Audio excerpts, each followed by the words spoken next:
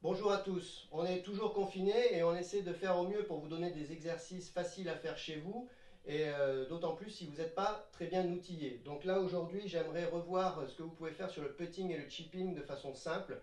Je vous ai mis dans vos plannings des sessions courtes de putting court et de putting rythme à faire chez vous. Donc je veux que vous ayez les idées claires sur ce que vous pouvez faire facilement. Aujourd'hui, ici, une station avec 3 livres. 2 livres un peu épais, un livre fin que vous mettez ici d'équerre. D'accord. De face, quelques petits rappels, on fait attention au grip. On essaie d'avoir les mains parallèles et face à la cible. Et de profil, on fait attention d'avoir les yeux au-dessus de la balle, au milieu des livres, et d'avoir les genoux et les épaules, tout ça bien parallèle et empilé. Alors comment marche cette station ici? Vous allez voir, si vous venez au-dessus. Donc on prend les livres à peu près d'une largeur de putter, commencez un peu large si vous voulez. Donc première des choses, c'est le chemin de club. Il faut que facilement le club puisse balader au milieu. Première des choses, vous voyez que des fois je touche. Ensuite, on va continuer là-dessus. L'intérêt de ce drill-là, ça va être l'angle d'attaque, parce que ce livre-là est assez fin. Donc il faut que vous touchiez presque le sol et que vous remontiez sans toucher le livre devant. Vous voyez que ce n'est pas forcément évident. Donc si vous ratez, c'est pas grave, vous avez le droit de rater. Hein, n'oubliez pas, hein, regardez, l'acceptation profonde, hein, c'est écrit. Hein. Donc si vous ratez, on recommence, c'est le but. Donc on recommence et on essaie de faire un balancier sans toucher le livre devant.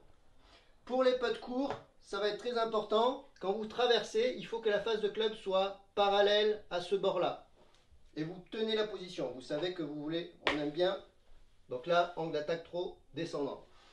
Vous savez qu'on aime bien que vous teniez l'équilibre et vous regardez et je putt. Et là, vous regardez bien que le bord est bien parallèle à celui qui est ici. Ça vous garantira une face de club square à travers l'impact. Donc ça, c'est la première des choses. Vous mettez 3 livres, vous faites votre station et vous passez à travers sur des putts courts et vous regardez que la sortie du club est bien parallèle au livre ici. Donc le chemin de club est bon, la face de club est bonne. Donc ça, vous pouvez en faire facilement. Si on continue sur les longs putts, n'oubliez pas que je vous ai fait une vidéo sur les longs putts, donc avec le métronome, à peu près réglé à 75. Sur Google, si vous tapez métronome, vous l'avez directement. Vous le mettez à 75, vous pouvez écarter un peu les livres si vous voulez, et là vous faites des longs putts, tac au backswing, tac à la traversée.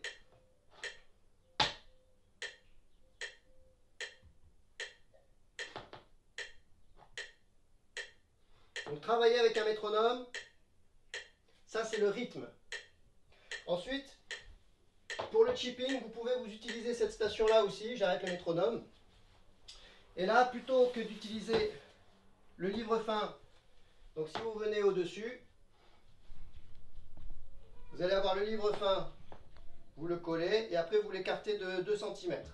Voilà. Et d'ici, vous allez faire quelques swings. Vous allez toucher le sol, sans toucher les livres. Ça c'est important, donc là voilà, hop, je touche, c'est pas grave, je recommence. Ça c'est important pour gérer votre contact de balle, de bien centrer l'impact. Donc vous voyez que c'est pas forcément évident. Et on joue, et on fait balancer les bras. Voilà, donc l'idée, c'est sur le putting et sur le chipping, avec 2 ou 3 livres, vous pouvez faire des exercices simples qui vont vraiment vous faire progresser quand vous allez vous retrouver sur un parcours de golf. Allez, bon entraînement.